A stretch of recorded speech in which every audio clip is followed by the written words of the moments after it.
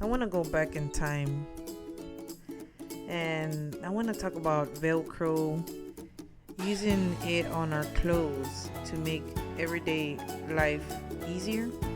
So maybe some of us use it on our shoes, right? Instead of laces.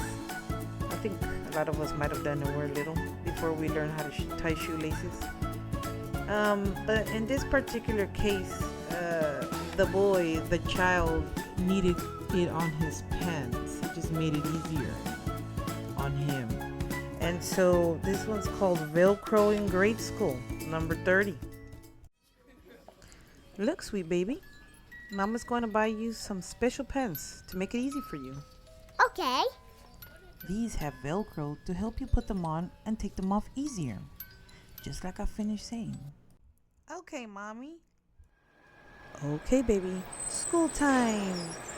Have fun in school and you should be okay going to the restroom with your new pants. Good morning, kids. Before we start today's lesson, we'll be taking restroom breaks with a partner. Okay, Junior. You and George's turn. I'll be here waiting. 5 minutes, guys.